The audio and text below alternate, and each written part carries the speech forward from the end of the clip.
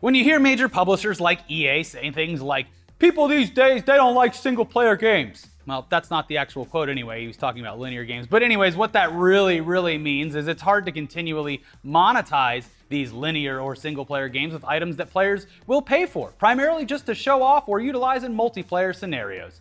People are generally stoked on single-player experiences if you can just offer them something fresh and engaging, not the kind of typical crap or yearly releases of essentially the same games which are already flooding the market. Case in point. This week, CD Projekt Red, fucking blessed, released a full-on 45-minute gameplay walkthrough for Cyberpunk 2077, and you know what? Just look at this shit.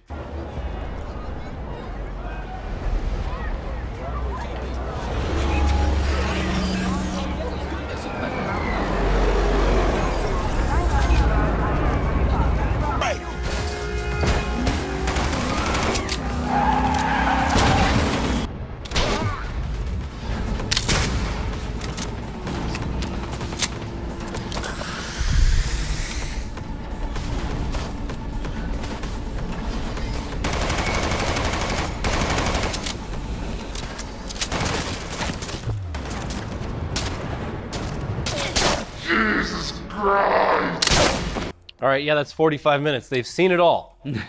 Well, we just used a clip, but you'll find it. Well, for the uninitiated, Cyberpunk 2077 is a first-person RPG with a terrible title set in a dystopian future being developed by the previously mentioned CD Projekt Red, who has a damn near perfect track record for their games when compared to pretty much all the other major studios. I like the name. It's based on an existing IP. Well, it's based off an old board game. But it's just, I don't know. It just sounds lame to me.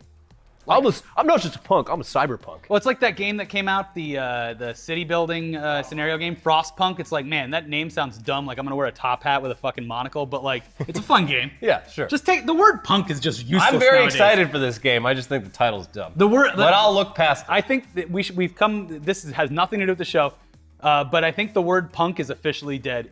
Anything that it's attached to is now lame. Unless it's like literally punk rock. Even that. Yeah. Punk rock went pop punk. I'm gonna go back to calling people I don't like. Hey, Punks. you punk. You punk.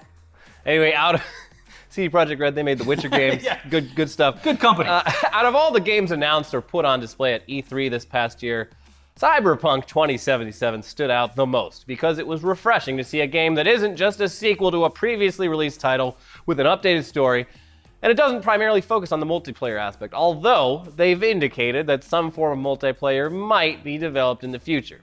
The game will launch as a single-player RPG, and the fact that people are so amped for it it's proof that it's not our fault that games in this category haven't been selling well overall. It's that companies have to be willing to take risks and actually passionately develop these types of games, knowing that there is a fan base out there that is as hungry as ever for some AAA single-player campaigns. Now, here's a decent example. For their part, Sony has even further proven this fact with releases like Horizon Zero Dawn, this year's God of War, which, yeah, it's a sequel, but it's basically a brand new version of the game. Mm-hmm. And most likely it's going to be proven with that new Spider-Man game, which looks great. Yeah. When you see companies like EA and Activision get nervous about developing wholly single-player games, it's most likely because they see the decline of interest in campaign modes that are usually just tacked on to games that are primarily created for the multiplayer experience. Call of Duty being a great example of this. And yeah, we agree, Call of Duty doesn't need a linear campaign because statistics have proven that people who buy that title buy it for multiplayer. The data don't lie. Yeah. Now, the other reason is because the games that these companies tend to shit out that do offer up single-player campaigns, or hell, even a game that utilizes co-op for a story sometimes, they're just not any good. Like Mass Effect Andromeda. Just a waste of time. Yeah, more like ass effect or pass effect. Pass effect. But back to Cyberpunk 2077, though. The nearly hour-long gameplay footage that they released online this week shows a ton of potential for this title. And as it clearly states in the video, what you're seeing throughout this whole walkthrough is a work in progress, which does not represent the final look of the game. So you could safely assume that it will receive even more polish and optimization than what we're seeing now. Unless it's like Alien Colonial Marines, in which case they're just flat out lying. Anyway, according to people who saw the behind closed doors exclusive preview of the game at E3 this year, what you're seeing in this 45-minute video is pretty much what they saw, and it's actually controllable gameplay. It's not just a demo. Alana Pierce, who, by the way, just joined Funhouse. Good for you, and good for Funhouse. Oh, they're just letting foreigners join now? Says something about America, doesn't it, Elliot? They took our jobs. Sure did. Anyways, congratulations, Alana and Funhouse. We love you guys. Anyways, she said the following on Twitter about this whole thing. For anyone doubting it, that Cyberpunk gameplay is very similar to what my E3 demo looked like. And in the demo, they proved it was real by asking us to tell them to look at something, and they would.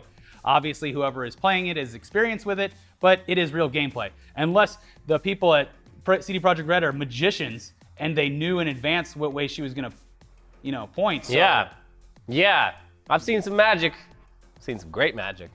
Why don't you look over there? Let's get the next person in here and see where they point. Yeah. Anyways, she also added that what she saw at E3 was being played on a PC, so you could assume that there's going to be a bit of reduction in graphical fidelity when it comes to console, but it'll be interesting to see how well it ends up being optimized for players on Xbox and PS4. Who knows? There is no confirmed release date for this game yet, but the devs have previously stated that it will be released during the current console cycle. So 2019, pretty good possibility. I believe Sony said that it was going to drop a new one in 2020. So 2019, single confirmed. Okay. Anyway, go watch this whole thing because it's definitely worth the ride. And there's a ton of stuff that we can't show you on our channel because, we're not an art channel. A lot of side boobs. There's not just side boob, Elliot. A lot of butts.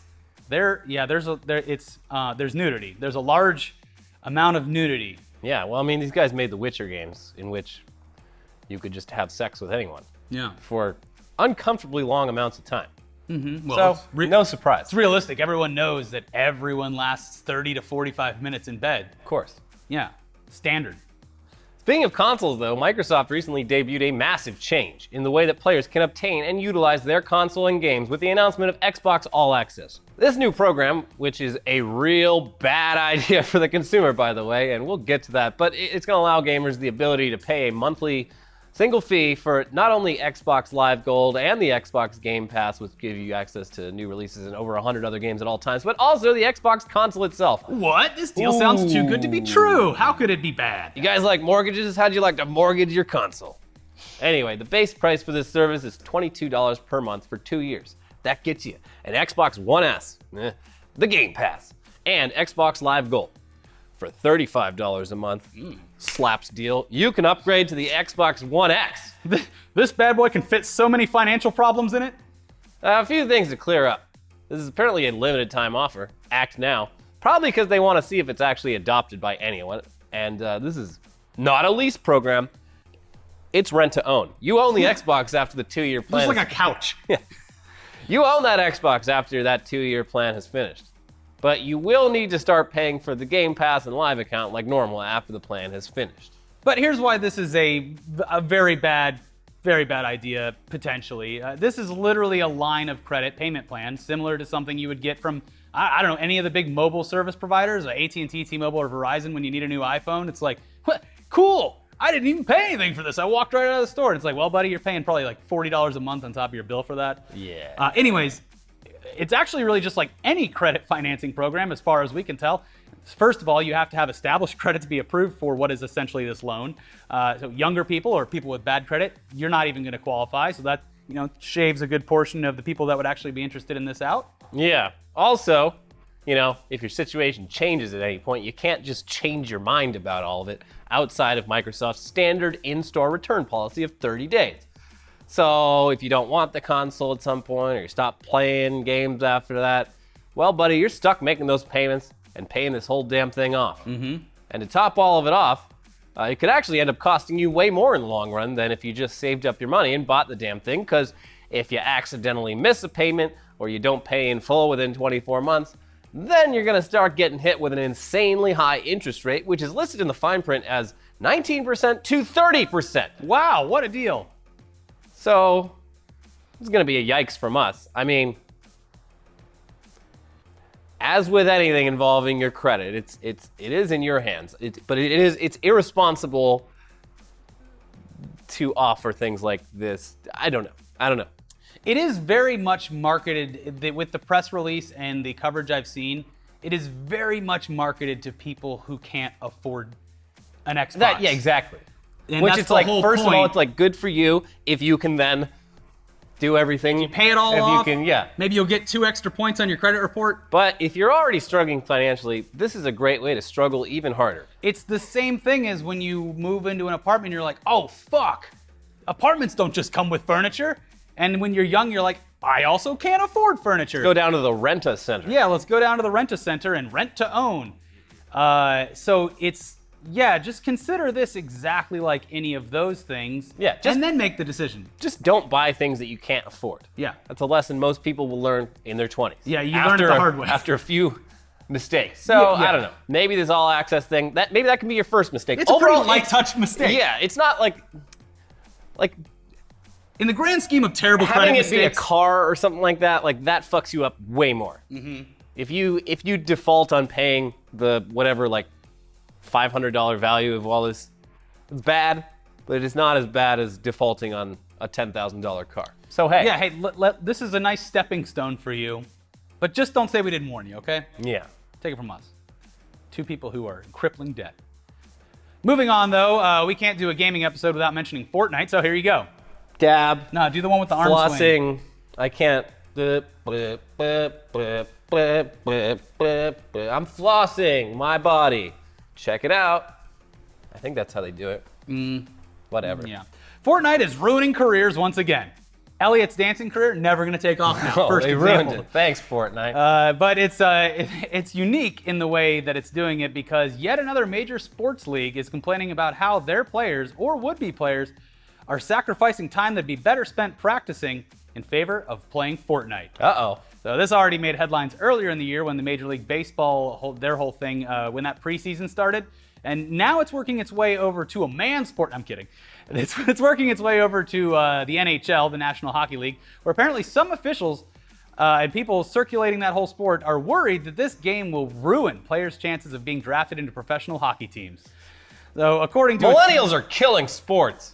Yeah, because why would you want to go outside? It's either too hot or too cold. I don't want to go on the ice. Last time I got punched in the face and all my teeth fell out. Yeah, there's no enforcers in the game, in the Fortnite game, and it doesn't hurt if they actually kill me. So, now according to a tweet sent out on Tuesday by a Canadian reporter, Hey. an Ontario Hockey League tells him some players have been advised to scrub Fortnite references from social media accounts because some NHL teams consider the video game a major distraction or obsession. You know, he's right. Yeah, they're kind of yeah. If I'm taking job applications and you put like under miscellaneous skills, which you should never put any of those. But if miscellaneous skills, catching these dubs. Yeah, if you put like Fortnite, it's gonna be like nah, pass. He can't stay focused. He's always on that damn phone. Yeah, you can take Fortnite anywhere now. You can. Anyway, this obviously speaks more to our theory that social media in general is responsible for a great deal of people's personal problems. But simply hiding the fact that you're addicted to Fortnite also doesn't solve the problem. No. Apparently, there was an issue a few months back with an unnamed top NHL draft pick who might have ruined his chances of success by playing the game nonstop. On video games, and I'm not gonna say the player's name, I really doubt he's gonna make it to the NHL, and it's because of a video game addiction. To the point where his junior general manager told me that they've had him go to counseling over it because he'll play until all hours of the night and into the morning, and then he'll have no energy the next day. Like, he'll be a write-off. And it is that bad. He has this compulsion for playing video games till all hours. I swore upon that I wouldn't say the player's name, but it's unfortunate. I mean, he's a recent first-round draft pick for a very, very prominent NHL team. Will probably never play in the NHL because of a video game addiction. Yikes. I imagine that quote went on, and I won't say his name, but it's, again, a prominent team in the, the Northeast. But I'm not going to say his name. Maybe it's a team that's in... 5-letter first name, 6-letter last name. Not going to say it, though. Oh, people like eating pizza in the town where Brown hair. Yeah.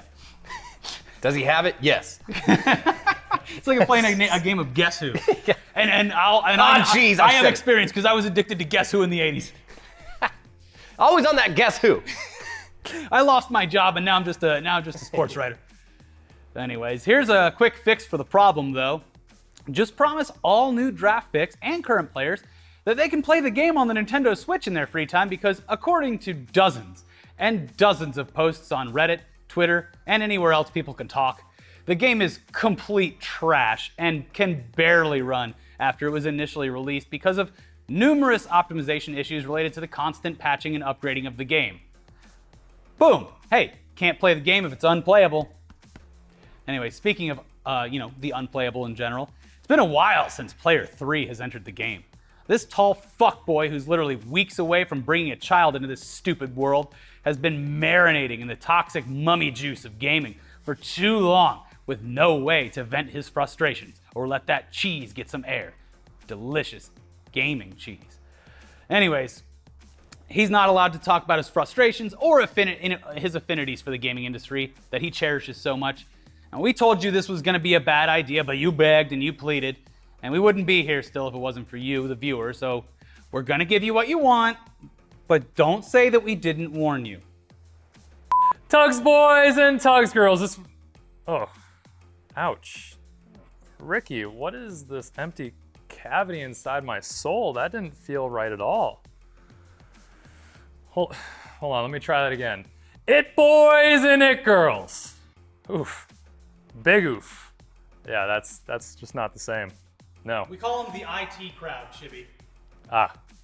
Anyways, while Tugs died from its own toxic drip feed over the years, your boy Shibby is still here kicking.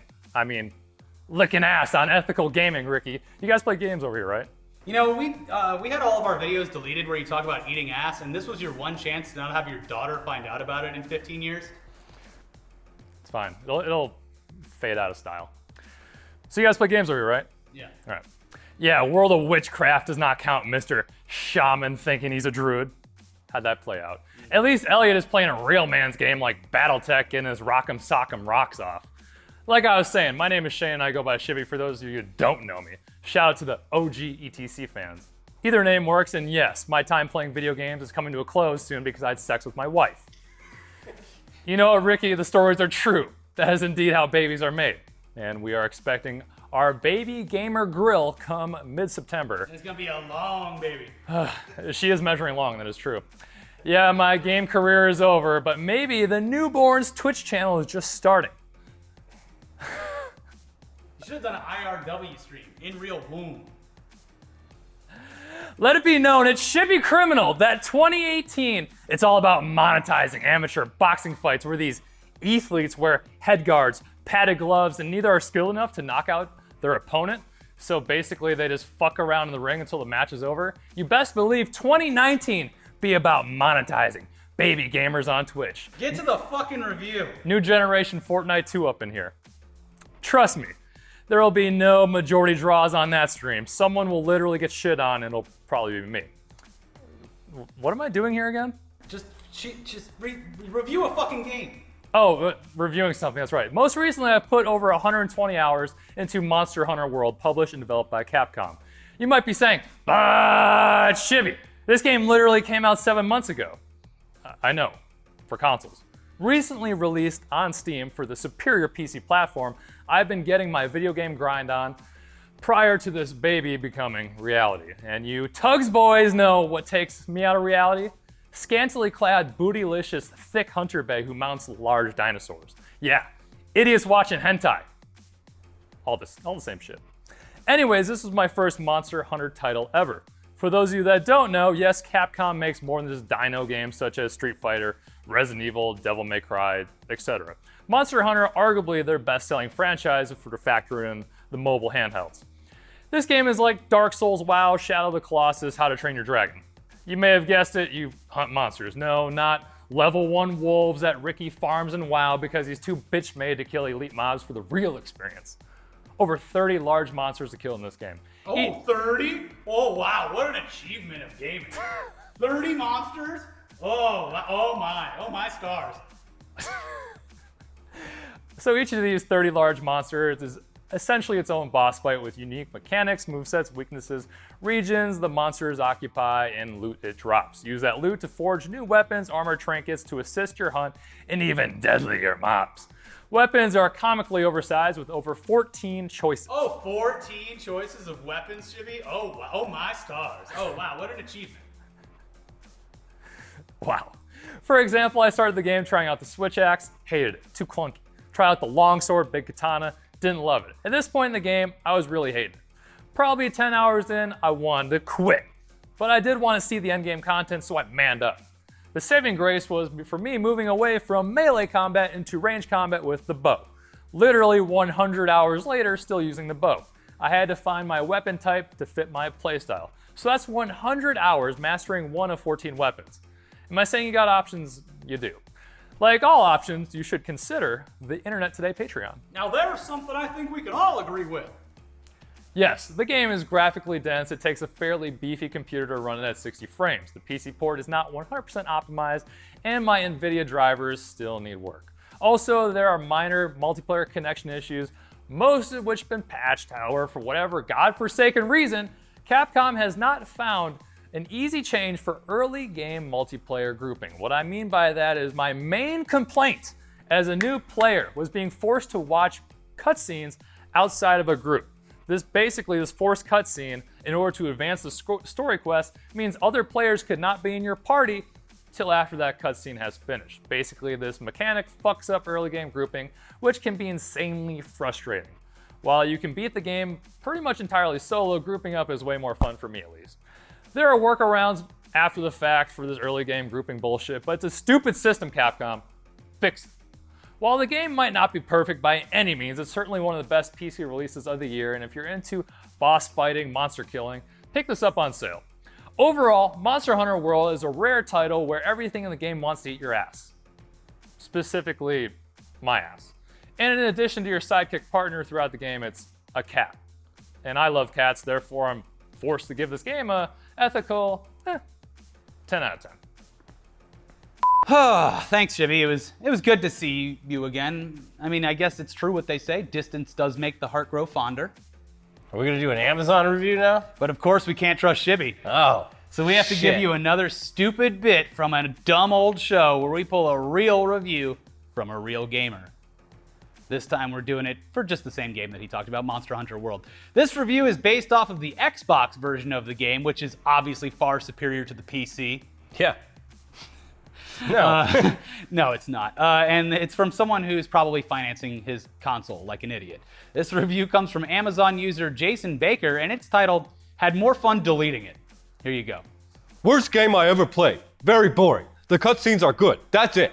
Talking to main characters leads to reading and weird character noises like Zelda. Fighting mechanics is god-awful. / monster runs away. Repeat and rinse. I believe the good reviews are from diehards who will not admit a flop. It had so much potential. Fighting monsters is long and boring. This probably will be the death of Capcom. Save your money on this beauty, or what? It's very confusing. Save your money on this beauty or give it to your enemies. This will be a huge regret buying that will haunt you forever. Paint your door with lamb's blood. Throw the disc out the car window. Hopefully it shatters and never to be used again. A lot of peaceful dinosaurs minding their own business, and here you come to kill them for no reason. 1 star. Well, Okay. hey, turns out that even after we stopped doing tugs, morons still exist in the gaming world, so we never solved the problem. So I guess we can't bring it back. Cancel it again. If it had proven that we had solved the problem of morons in gaming, we'd bring it right back, but you know, people are still just as dumb as when we left them. Mm-hmm. And by the time, you know, we do another episode like this, Shibi's gonna have a fucking kid. We're never gonna see him again. Yeah, he won't be able to yell anymore. Gotta keep his voice down. So he can yell at home. Hey gamers, I'm here to tell you about... Oh, he can't even like do anything at home. He can't even get on the mic. Yeah. Yeah, well, that sucks. Anyways, goodbye forever, Shibby. Watch our episode of News Dump right over here. We talk about AMC theaters taking a big dump on the little indie theaters. And then watch our episode where, if you didn't watch the Logan Paul KSI fight, you really didn't miss anything. But if you are morbidly curious, you can watch that because we kind of break it down and make fun of it. Follow Shibby on Twitter at Shane, which is very confusing. And watch him on Twitch where he streams with that company. You know the one. You'll find it. Bye.